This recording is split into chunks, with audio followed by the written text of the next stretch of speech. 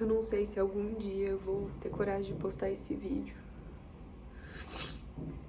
Mas aqui tá a Aline, mais perto da Aline que eu já consegui chegar. Hoje é dia 1º de novembro de 2024. E eu considero que eu tô passando por um despertar espiritual, que começou em 2020, depois da minha maternidade, depois que eu saí de um casamento de 8 anos, depois que eu comecei a namorar uma pessoa que tudo indica, todos dizem, eu sinto, eu já tive respostas, que eu tenho uma ligação muito forte de alma. E aqui eu não tô pra falar de ninguém, não, mas talvez eu fale de relações, porque é só por meio das relações que muitas vezes a gente consegue enxergar o que a gente veio fazer aqui. Eu tenho 40 anos e talvez só agora eu esteja começando a entender o que é amor próprio, o que é olhar pra mim, o que é me cuidar. Era como se eu tivesse 1000 camadas de ego que tinham todos esses conceitos deturpados, por mais que meu mental tentasse entender. Eu espero que, se você estiver vendo esse vídeo, eu tive coragem de postar, as minhas histórias possam ajudar a curar você também. Porque às vezes eu senti que eu calei tanto, que eu escondi até de mim mesma tanta coisa. Então eu peço paciência e compreensão, porque esse vídeo, por mais que possa ajudar muita gente, é muito mais pra mim.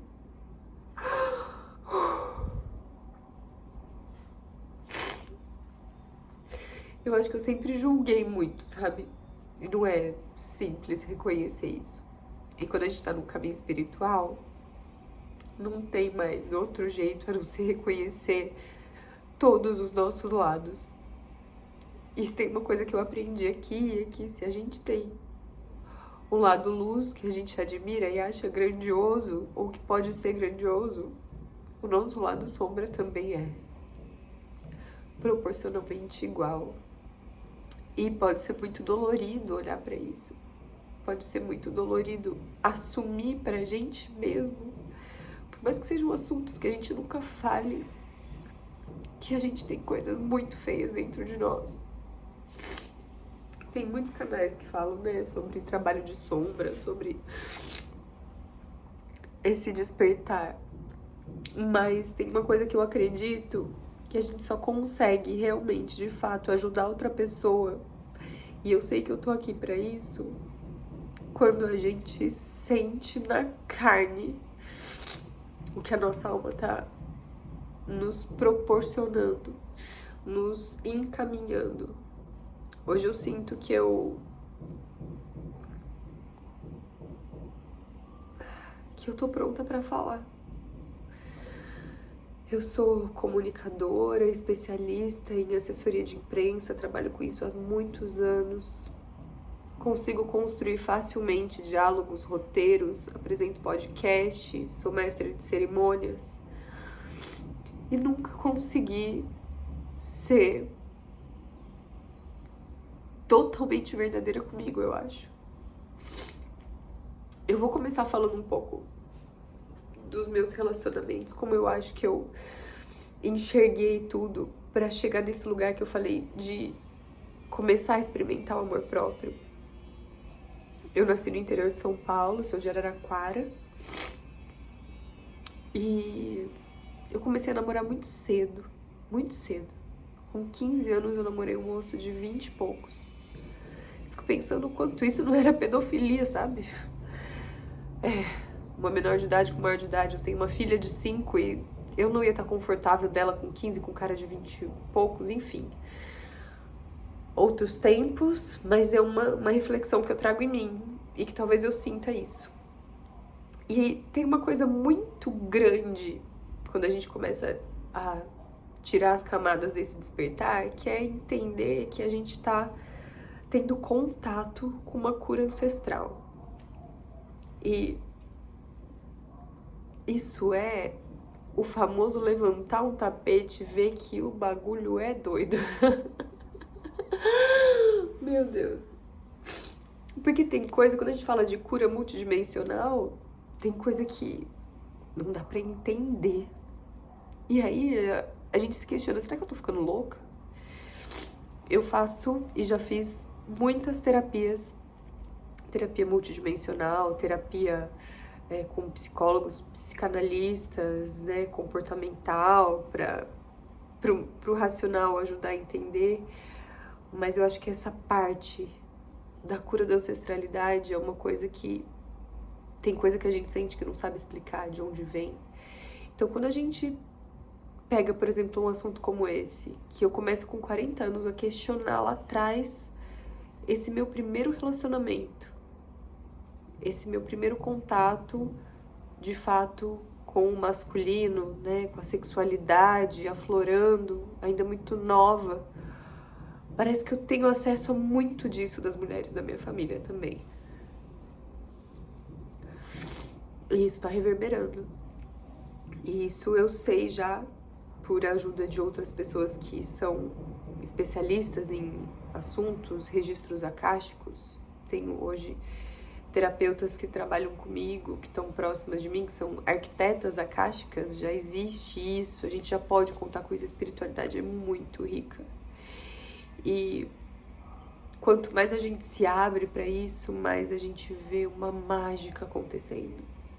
Então, ao mesmo tempo que eu tô chorando aqui, parece que eu tô no momento mais triste da minha vida. Talvez eu esteja no momento mais lindo da minha vida, que é a oportunidade de eu ir numa profundidade da minha alma que eu nunca fui. E se você tá convidado a fazer isso nessa sua encarnação, se você também tá passando por isso e você sabe que é diferente de uma depressão, é diferente de um momento, né, de um diagnóstico fechado. Eu tenho momentos incríveis, maravilhosos. Eu não tomo nenhum medicamento. Eu me cuido muito. Eu faço atividade física. Eu fui bailarina a vida toda, fiz uma pós-graduação em dança-terapia, então eu tenho um olhar terapêutico para o corpo, eu tenho um olhar terapêutico para o movimento. Eu adoro estudar como o corpo absorve e reverbera e manifesta as nossas emoções.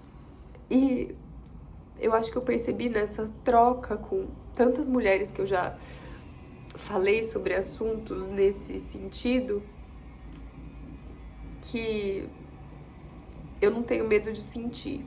E talvez esteja aí o meu superpoder.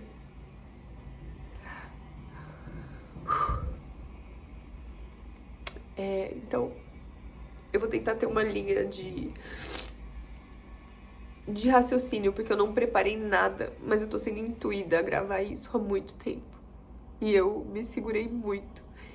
E recentemente eu tive até uma dor de garganta, como se tivesse alguma coisa bloqueando. Então, é uma tentativa também de desbloquear muita coisa.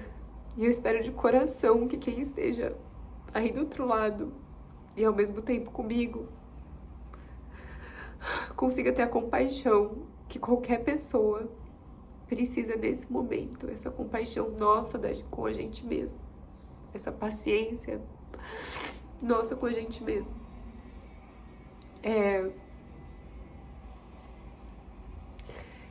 Eu tive uma infância e uma adolescência privilegiada, assim. Eu tive pais muito incríveis, amorosos e muito novos, né? Quando eu nasci, meus pais tinham 21 anos. Eles eram meninos. E toda aquela batalha de construir a vida, família que não tinha nada, né? Meus pais... Eu acho que meu pai foi ter o primeiro carro quando eu já tinha uns 15 anos. Eu sempre falo da história do carro, das compras, da materialização. Pra mim tem uma jornada muito grande de quebras de padrões e crenças relacionadas a isso. Mas eu fui muito abençoada na família que eu nasci. Dizem que a gente nasce onde a gente precisa, né? E eu sou muito grata à família que eu nasci, porque eu nasci numa família que eu tinha uma mãe bailarina, com uma escola de dança, que depois virou uma agência de eventos, e eu comecei a trabalhar com ela muito nova, a dançar com ela muito nova, e isso foi um presente. E pela parte do meu pai, eu tinha uma avó que com 40 anos, da minha idade de hoje, ela foi começar a estudar tango.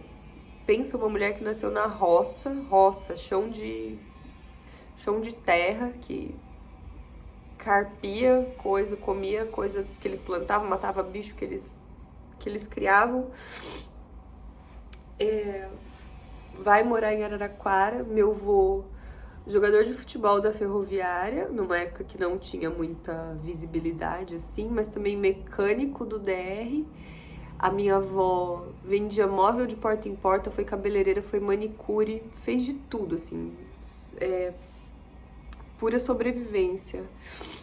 Uma ancestralidade que a minha bisavó veio da Áustria, outra parte da Itália, de Portugal. Então, acho que a básica história de imigrante, né? Isso falando da família do meu pai, que chegou no Brasil e se desenvolveu. Isso tá enraizado na gente hoje.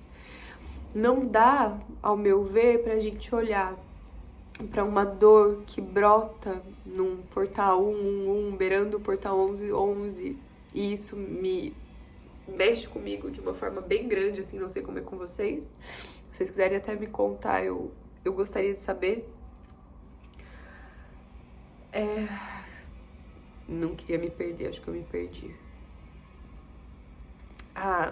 Falando da ancestralidade, né?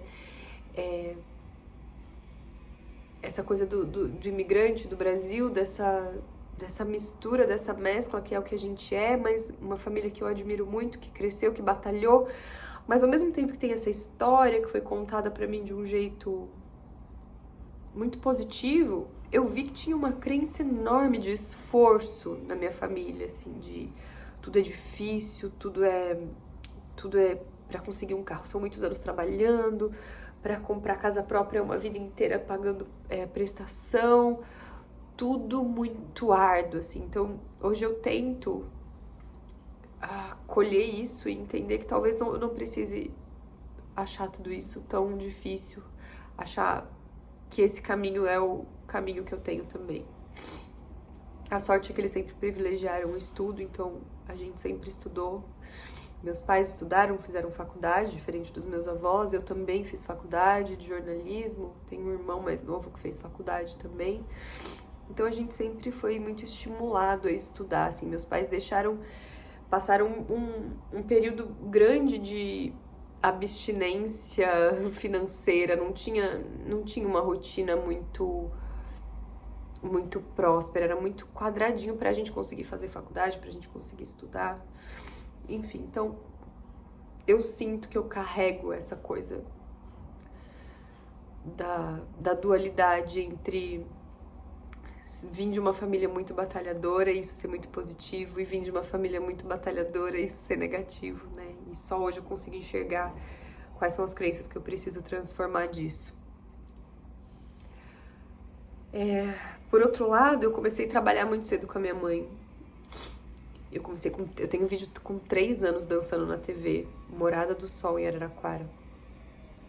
E eu sempre falei disso com muito orgulho, porque eu dancei minha vida inteira. E em 2018, 2017, eu dancei no programa do Faustão. Então, assim, eu fico olhando pra minha infância lá atrás, com 3 anos, eu adulta, trabalhando e me mantendo, fazendo o que eu fazia quando eu nasci, assim. Ao mesmo tempo, também vim perceber que talvez eu precisasse trabalhar em mim uma coisa de uma responsabilidade que talvez eu mesma tenha colocado em mim por já trabalhar muito cedo, porque era trabalho, né?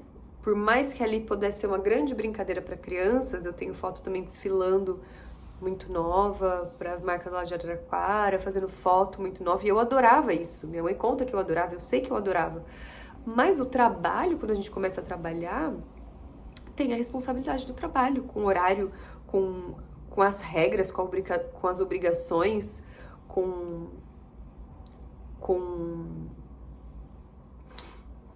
uma responsabilidade, talvez, que tenha sido grande para mim na infância e tenha me tornado uma pessoa rígida. Eu tenho aqui no canal o curso de movimento que eu falo das 5 feridas emocionais, né? E a máscara da rigidez é de uma das feridas, ferida da traição? Não sei, meu cérebro tá bem bagunçado agora. Acho que máscara da traição é o controle. Enfim, não vou tentar pensar que eu capaz de falar besteira. Eu tô num momento bem emocional, assim. E aí parece que eu me perco um pouco na memória e nos fatos. Mas esse vídeo, a gente já tá com 15 minutos aí de vídeo. Eu vou trazer outros assuntos, mas eu acho que hoje foi um vídeo introdutório que eu começo a falar e trago esses pontos de despertar de consciência e olhar para a cura da criança interior e para a cura da ancestralidade.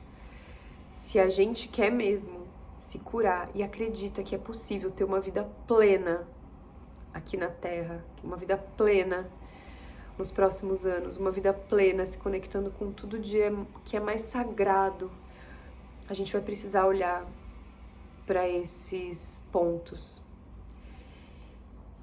Eu vou deixar aqui para vocês no corpo do vídeo essa